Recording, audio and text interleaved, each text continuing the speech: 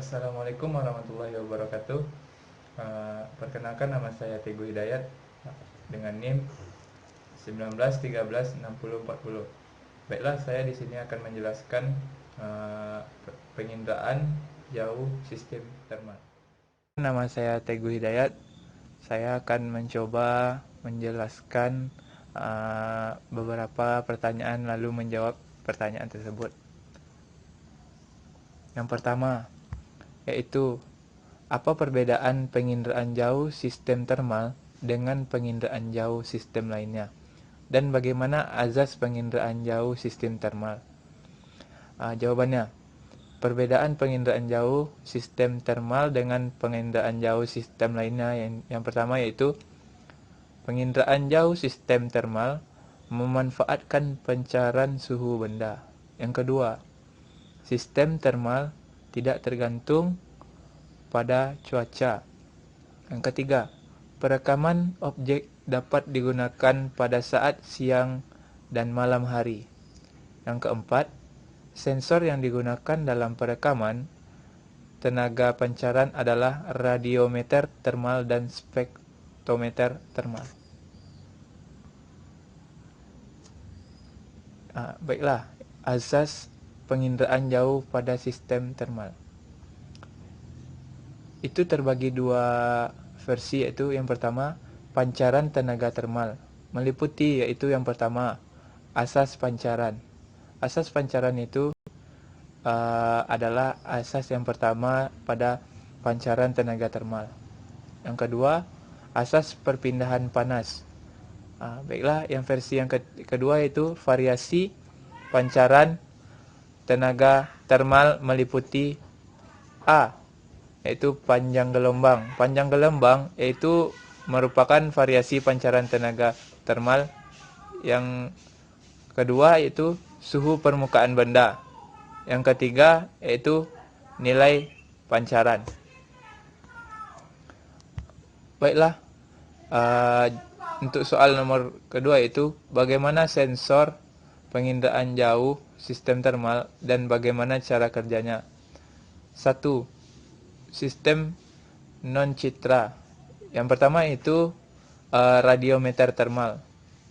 Ada dua jenis detektor, yaitu detektor termal untuk mengubah suhu dalam hubungannya dengan serapan tenaga yang mengenainya. Yang kedua itu detektor kuantum. Secara luas digunakan dalam penginderaan jauh sistem termal. Yang kedua itu spektrometer termal. Spektrometer termal defleksi fototermal merupakan sistem untuk mengindera objek pada saluran sempit.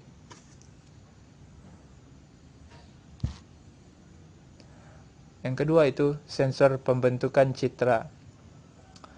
Pada sensor pembentukan citra itu terbagi atas tiga bagian, itu yang pertama penyiaman termal. Penyiaman termal dipergunakan dengan menggunakan pesawat udara atau memiliki satu detektor termal. Yang kedua, thermal imager atau Vidicon IM yang dilengkapi detektor yang dapat disajikan seperti gambar TV, cocoknya bagi penginderaan jauh dari satelit. Yang ketiga itu penyiaman stasioner, dioperasikan pada daerah dirgantara atau daerah antariksa. Baiklah, selanjutnya itu soal nomor 3. Apa keunggulan dan keterbatasan citra inframerah termal? Keterbatasan itu yaitu sama dengan kelemahan. Jadi yang pertama itu keunggulan citra inframerah termal. Keunggulan citra inframerah termal itu ada 3. Yang pertama, perekaman tenaga termal dapat dilakukan pada siang hari dan malam hari. Yang kedua, keluarnya hasil yaitu dapat berupa non-citra dan data digital. Yang ketiga, yaitu dapat merekam wujud tak tampak oleh mata sehingga menjadi gambaran yang cukup jelas. Baiklah, selanjutnya yaitu kelemahan pada citra inframerah termal. Yang pertama itu aspek geometri yang penyimpangannya lebih besar dari penyimpanan pada foto udara. Yang kedua, perolehan dan pemprosesan citra termal sangat mahal karena memiliki operasional dan parameter teknis yang sangat teliti. Yang ketiga, material detektor harus selalu dijaga suhunya secara ekstrim selama digunakan atau karena emisi radiasi penginderaan sangat lemah. Yang keempat, sistem pencitraan inframerah termal itu sangat sulit untuk dikalibrasikan. Yang kelima, sistem termal dikenal lebih rumit dari sistem lainnya.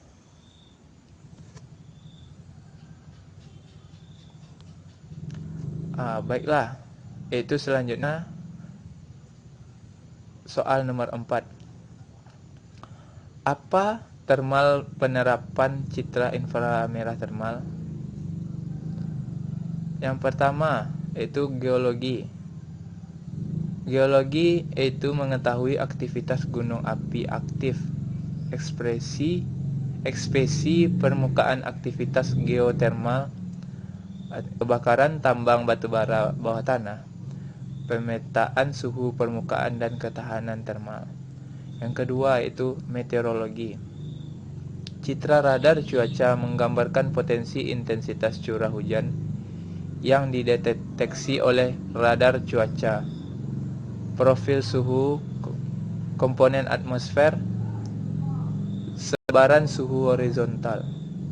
Pengukuran intensitas curah hujan oleh radar cuaca berdasarkan seberapa besar pancaran energi radar yang dipantulkan kembali oleh butiran air dalam awan.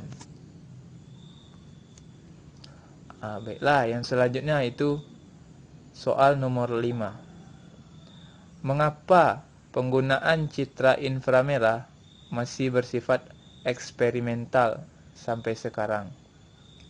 Baiklah, saya akan mencoba menjawab. Yaitu karena citra inframerah digunakan untuk eksperimen yang berarti.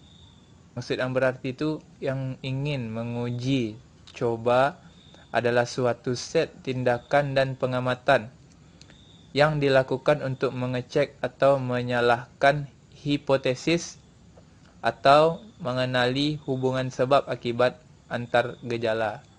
Hubungan sebab akibat tersebut itu merupakan hubungan timbal balik itu. Apa yang dimaksud dengan antar gejalanya itu? Baiklah, yang selanjutnya itu gejala tersebut misalnya untuk mengetahui perbedaan objek antara objek daratan dan objek lautan. Dilihat dari perbedaan warna semu pada inframerah termal ini digunakan untuk pemetaan penggunaan lahan.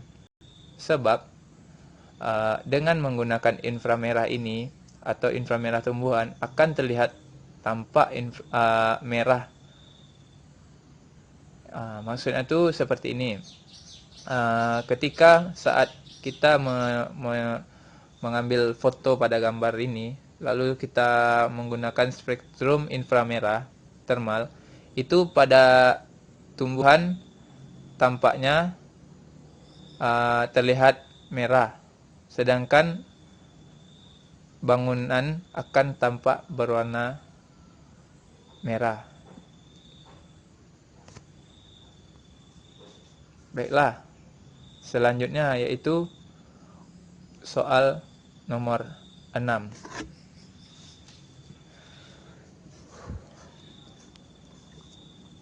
Soal nomor 6 yaitu untuk mengindra kebakaran hutan sebaiknya menggunakan panjang gelombang berapa dan mengapa demikian? Baiklah, saya akan mencoba menjawabnya. Panjang gelombang sinar merah berada pada ukuran 0,7 mikrometer. Itu ukurannya sangat kecil. tetapi ketika di zoom atau diperbesar itu sangat tampak jelas. Panjang gelombang yaitu sekitar 3,5 sampai 5,5 meter dan 8 sampai 18 meter dan sekitar 18 meter. Penginderaan pada jenis spektrum ini mengacu kepada beda suhu objek dan daya pancaran yang pada citra tercermin melalui beda rona atau beda warna. Baiklah, yang citra inframerah termal terkait dengan kebakaran hutan dan lahan itu nilainya disebut dengan kanal. Kanal itu berupa spektrum panjang gelombang inframerah dekat, yaitu dengan ukuran 0,841 sampai 0,876 meter, yang berkolerasi tinggi dengan jumlah klorofil, sedangkan pada kanal yang 7 itu adalah spektrum panjang gelombang inframerah yang ukurannya 2,10 sampai 2,15 meter yang berkolerasi dengan peningkatan suhu. Itulah maksudnya itu mengapa demikian. Jadi citra inframerah termal ini terbagi atas dua, yaitu dengan kebakaran hutan dan lahan yang nilainya dengan ukuran kanalnya itu sebesar 2. Sedangkan yang untuk kolerasi yang lebih tinggi, jumlah klorofil yang tinggi, yaitu kanalnya itu sebesar 7. Jadi itu untuk peningkatan suhunya. Baiklah, untuk jawaban atau soal yang terakhir. Nomor 7. Apakah penginderaan jauh sistem termal tergolong sistem yang aktif atau sebaliknya? Ya, baik, saya akan mencoba menjawab menurut pendapat saya sendiri. Menurut saya, penginderaan jauh sistem termal tergolong sistem yang pasif. Mengapa demikian? Karena sistem termal yang digunakan dalam penginderaan jauh pada umumnya didasarkan pada tenaga yang alami. Perekaman sistem ini berdasarkan pancaran panas yang dipancarkan oleh objek yang direkam oleh alat penyiam atau scanner. Penginderaan jauh sistem termal itu memanfaatkan pancaran suhu suatu benda. Semua benda memancarkan panas yang disebabkan oleh acar partikelnya. Pergerakan acar ini menyebabkan geseran antara partikel benda dan menimbulkan peningkatan suhu sehingga permukaan benda itu memancarkan panasnya. Tenaga elektromagnetik yang dipancarkan oleh benda disebut dengan tenaga pancaran. Baiklah, hanya itu yang dapat saya jelaskan. Saya mohon maaf apabila ada kekurangan atau salah kata. Saya sangat minta maaf. Mungkin hanya itu saja. Saya akan mencoba lagi untuk memperbaikinya dengan kemampuan yang saya miliki. Atas perhatiannya, saya mohon maaf. Saya akan menutup presentasi atau penjelasan materi pada pagi hari ini, yaitu dengan mengucapkan wabillahi taufik wal hidayah. Wassalamualaikum warahmatullahi wabarakatuh. Terima kasih atas waktunya dan kesempatannya. Saya Teguh Hidayat dengan NIM 19 13 60 40 telah mencoba menyelesaikan tugas yang diberikan oleh Bapak Febriandi dengan menjawab 7 soal lalu dipresentasikan seperti menjadi guru. Sekian dan terima kasih.